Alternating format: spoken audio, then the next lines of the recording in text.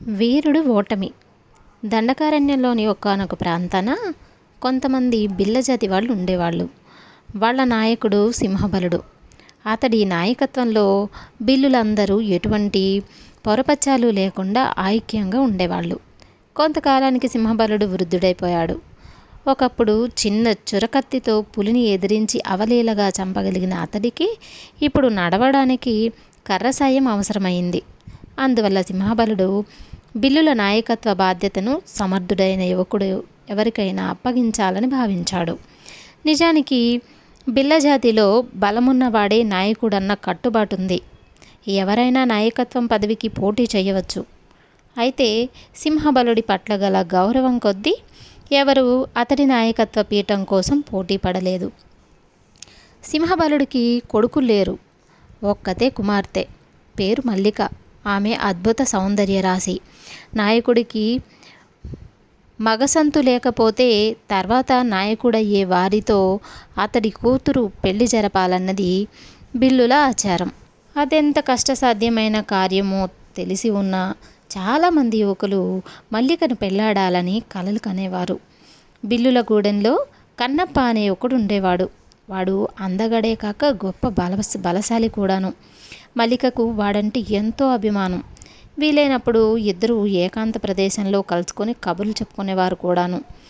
ఒక మంచి రోజు చూసుకొని సింహబలుడు బిల్లుల నాయకత్వానికి పోటీలు జరుగుతాయని, ఇందుకు బలమైన యువకులు సంసిద్ధులు కావాలని చాటింపు వేయించడంతో పాటు పోటీలో నెగ్గిన యువకుడితో తన కుమార్తె మల్లిక వివాహం జరుగుతుందని కూడా తెలియపరిచాడు. ఇంకేముంది, ఈ చాటింపు విని కన్నప్ప మల్లిక మెడలో 3 ముళ్ళు వేసినంత ఆనందపడ్డాడు. వాడికి తన బలం మీద ఉన్న నమ్మకం అలాంటిది. తప్పక యువకులందరినీ ఓడించగలననే భావించాడు. అయితే ఆ గూడెంలోని సికిముకి అనే యువకుడు ఇంకొకడున్నాడు. వాడికి తండ్రి లేడు, తల్లి చాముండిక. ఆ గూడెంలో అందరూ సింహబలుడి మంచితనాన్నే ఎరుగుదురు. కానీ సింహబలుడిలోని క్రౌర్యాన్ని చూసిన మనిషి చాముండిక. చాముండిక భర్త అయిన భద్రబలుడు శక్తివంతుడు. సింహబలుడు బిల్లులకు నాయకుడైన కొత్తలో తననెదిరించి నాయకుడు కాగలవాడెవడా అని ఆరా తీశాడు. అతడికి భద్రబలుడి గురించి తెలిసింది. భద్రబలుడి వంటి బలశాలిని ఉపేక్షిస్తే తన పదవికి ప్రమాదం కలగవచ్చునని భావించిన సింహబలుడు అతడి మీద కక్ష కట్టి రహస్యంగా చంపించాడు. ఇది జరిగిన సమయంలో భద్రబలుడి కొడుకుకి సికముకి 5 ఏళ్ల వయసు. తన భర్తను సింహబలుడు రహస్యంగా చంపించాడని తెలుసుకున్న చాముండిక ఒకనాడు అతన్ని ఒంటరిగా కలుసుకుని, సింహబల, ఏ నాయకత్వం కోసం భయపడి నా భర్తను చంపించావో ఆ నాయకత్వాన్ని ఏదో ఒకనాడు నా కొడుకు సికముకి చేజిక్కించుకోగలడు. ఇది నా శపథం అన్నది. ఇందుకు సింహబలుడు మీసం మెలివేసి, అది అసంభవం. ఎవరి అండా లేని నీ కొడుకు బిల్లుల నాయకులు కావడమా అంటూ అవహేళన చేశాడు. ఆ తర్వాత సింహబలుడు చాముండిక విషయం పూర్తిగా మర్చిపోయాడు. అయితే చాముండిక మాత్రం సింహబలుడి క్రూరత్వానికి గురి అయిన భర్తను మర్చిపోలేకపోయింది. ఆమె సికుముకి బిల్లుల నాయకుడయ్యేందుకు ఎంతో పట్టుదలతో కృషి చేసింది. ఆమె పట్టుదల వృధా కాలేదు. చూస్తుండగానే సికుముకి కత్తి, కర్ర, మల్ల, విల్లు విద్యల్లో ఆరితేరిపోయాడు. అయితే అతడు బలశాలిగా కానీ వీరుడుగా కానీ ఎవరి ముందు బయటపడలేదు. అలా జరిగితే సింహబలుడి చేతిలో తన కొడుకు కూడా హతమవుతాడనే భయం వల్ల చాముండిక తగు జాగ్రత్తలు తీసుకుంది. గూడెంలోని బిల్ల జాతి వాళ్ళందరూ అంకాలమ్మ అనే దేవతను కొలుస్తారు. ప్రతి ఏటా ఆ దేవతకు జాతర జరుగుతుంది. ఆ జాతర రోజునే కొత్త బిల్లాల నాయకుడిని ఎంపిక చేయాలని సింహబలుడు నిర్ణయించి ఆ ముందు రోజు పోటీలు ఏర్పాటు చేశాడు. ఆ పోటీలు 3 రకాలుగా ఉంటాయి. మొదటిది శారీరక బలాబలాలకు సంబంధించింది, మల్ల యుద్ధ పోటీ. రెండోది ధైర్యానికి సంబంధించినది, చిన్న కత్తితో పులితో పోరాడాలి. మూడవది విలువిద్యా నైపుణ్యానికి సంబంధించింది. అంకాలమ్మ విగ్రహం ముందు పళ్ళాలలో పసుపు కుంకుమలు ఉంచుతారు. ఆ పళ్ళాలు కింద పడకుండా కేవలం వాటిల్లో నుంచి పసుపు కుంకుమలు మాత్రం అంకాలమ్మ విగ్రహం మీద పడేలా బాణం కొట్టాలి. పోటీకి తలపడిన యువకులను సింహబలుడు 2 దళాలుగా విభజించాడు. మొదటగా మల్ల యుద్ధ పోటీలు జరిగాయి. మొదటి దళంలో కన్నప్ప, రెండో దళంలో సికముకి విజేతలుగా ఎంపికయ్యారు.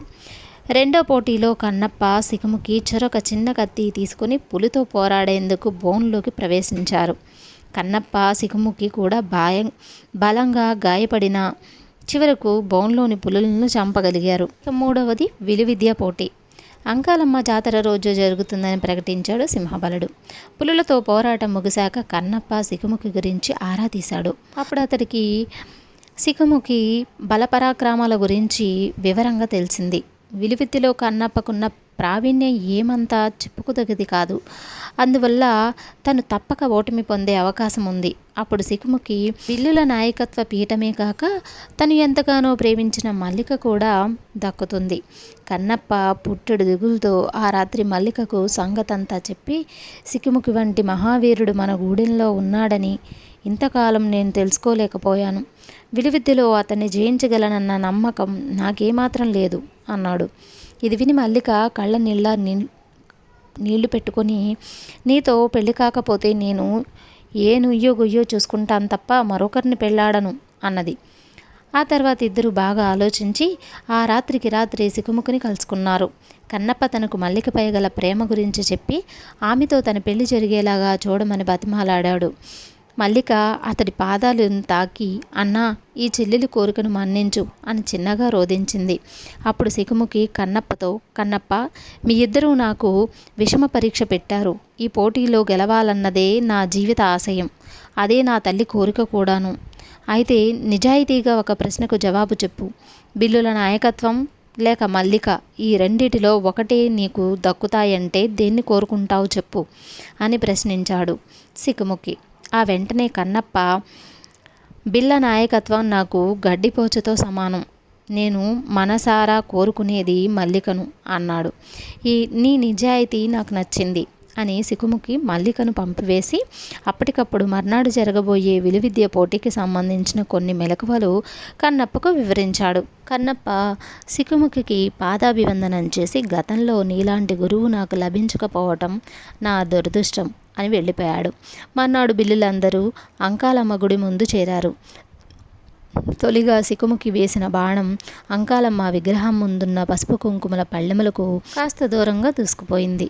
కన్నప్ప వేసిన బాణం మాత్రం పళ్ళాలు కింద పడకుండా అందులో ఉన్న పసుపు కుంకుమలను రాసుకుంటూ పోయి అంకాలమ్మ విగ్రహం మీద ఆ పసుపు కుంకుమలు పడేలా చేసింది. బిల్లులందరూ పెద్దగా హర్షధ్వానాలు చేశారు. అప్పుడు సింహబలుడు కన్నప్పను బిల్లుల నాయకుడుగా అలంకరించిన పీఠం మీద కూర్చోబెట్టి తన కుమార్తె మల్లికతో వివాహం జరిపించాడు. సికముకి ఓడిన అతడి సాహస బల పరాక్రమాలను సింహబలుడిని ఆశ్చర్యపరిచాయి. అతడు గూడెంలోని కొందరిని ప్రశ్నించి సికముకి చాముండిక కొడుకుని తెలిసి మరింతగా ఆశ్చర్యపోయాడు. అతడు చాముండికను పిలిపించి, ఇది చాలా కాలం క్రిందటి మాట అనుకో. నీ కొడుకు బిల్లనాయకుడు కాలేడని చెప్పాను. అంతే జరిగింది. పాపం, నీ శపథం ఏమైంది అంటూ నవ్వాడు. అప్పుడు చాముండిక, నా శపథమా నెరవేరింది సింహబల. ఒకప్పుడు నువ్వు నరరూప రాక్షసుడివి, కానీ ఈనాడు కళ్ళ ముందు ఏం జరుగుతున్నది కూడా చూడలేని అంధుడివి అంటూ వెళ్ళిపోయింది. ఈ జవాబు విని నివ్వెరపోయిన సింహబలుడు ఆలోచనలో పడ్డాడు. మల్లిక జరిగినదేమిటో తండ్రికి వివరించింది. అంతా విన్న సింహబలుడు, చిత్రంగా ఉంది, ఇది వీరుడి ఓటమి అన్నమాట అన్నాడు ఆశ్చర్యపోతూ. ఆ తర్వాత నెల తిరగకుండానే సికముకి కన్నప్పతో బలపరీక్షకు తలపడ్డాడు. బిల్లుల ఆచారం ప్రకారం నాయకుడైన వాడు తన మీద కాలు దువ్విన వాడితో పోరాడి తన బలం నిరూపించుకోవాలి.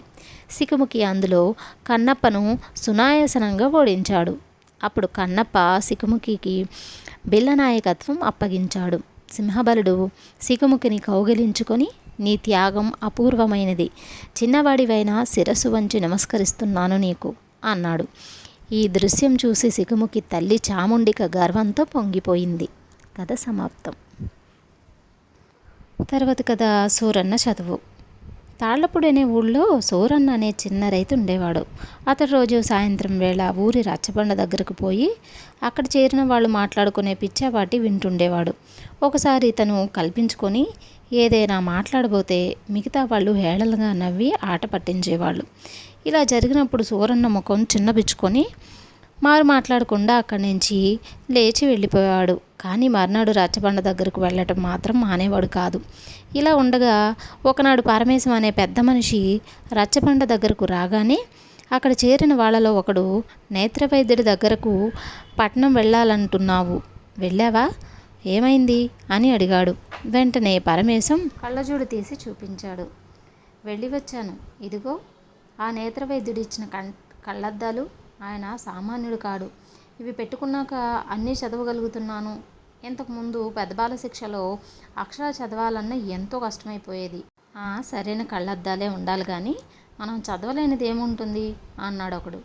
నేను ఆ నేత్ర వైద్యుడి దగ్గరకు వెళ్ళి రావాలి, ఏం చదవాలన్నా సాధ్యపడటం లేదు అన్నాడు మరొకడు. ఆ సంభాషణ విన్న సూరన్నకు ఆశ్చర్యంతో పాటు చాలా ఆనందం కలిగింది.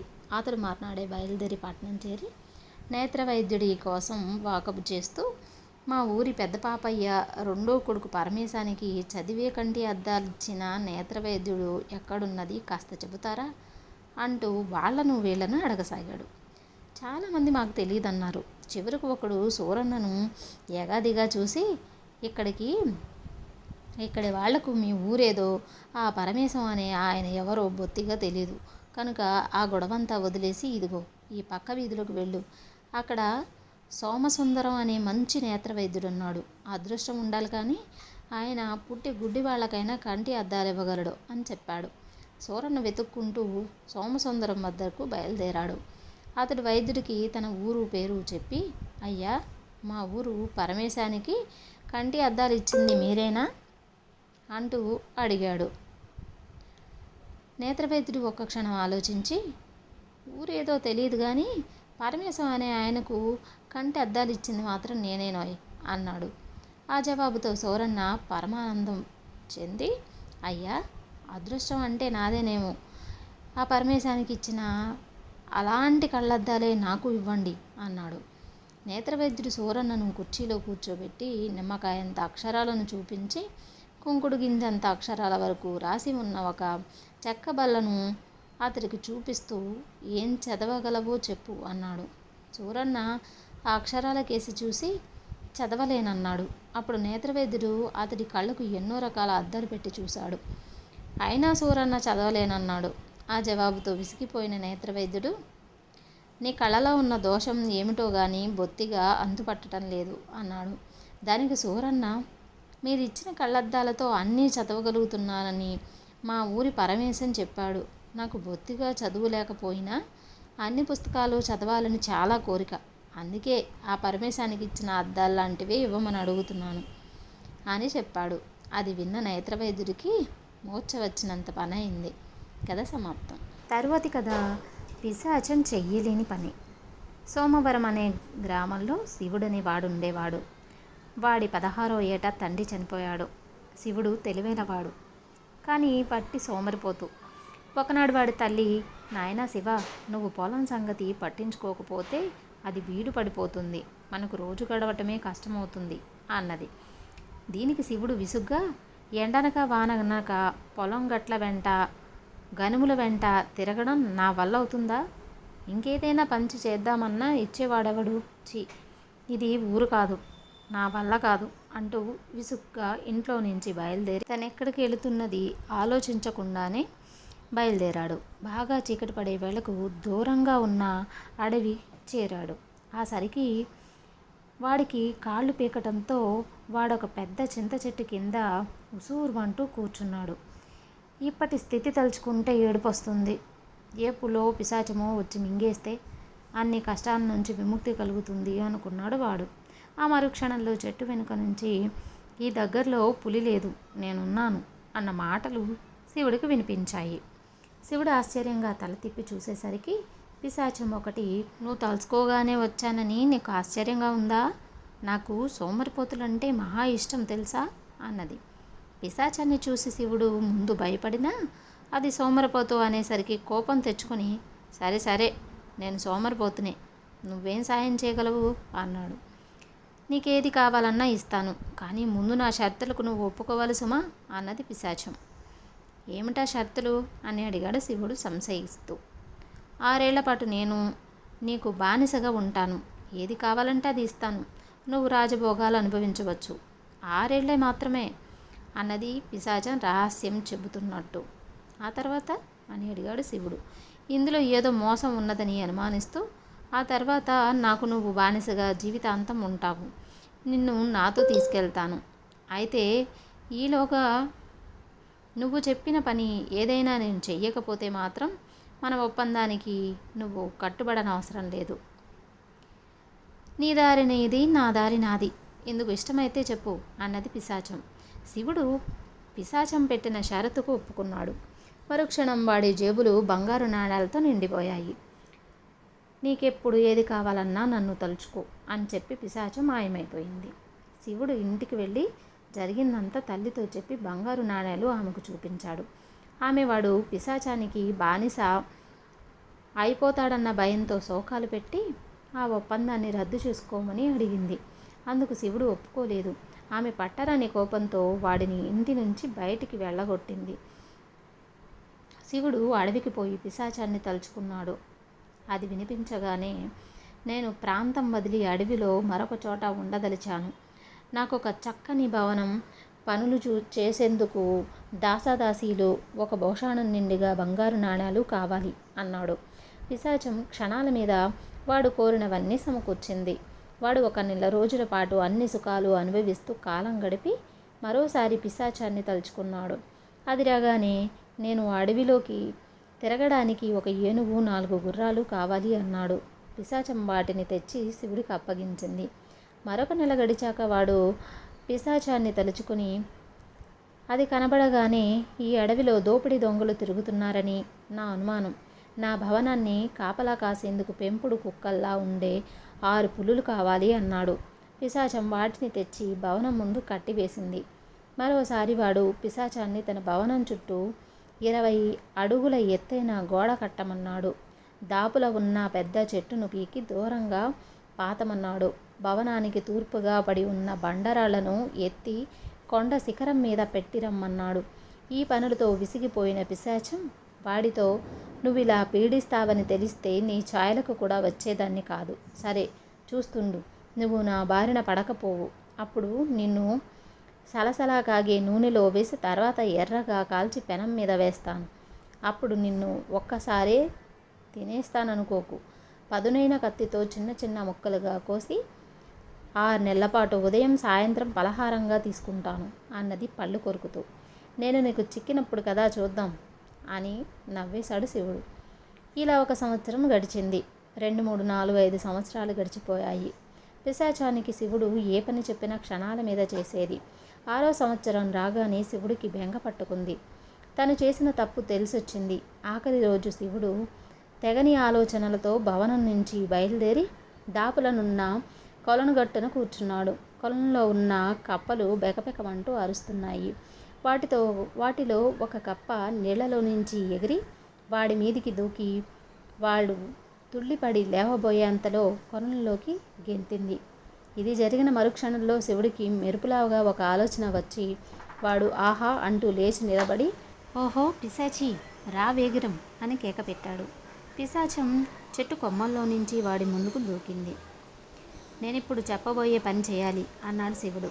మన ఒప్పందం ప్రకారం 6వ సంవత్సరం ముగిసేందుకు ఇంకా 1 అరగంట కాలమే ఉంది.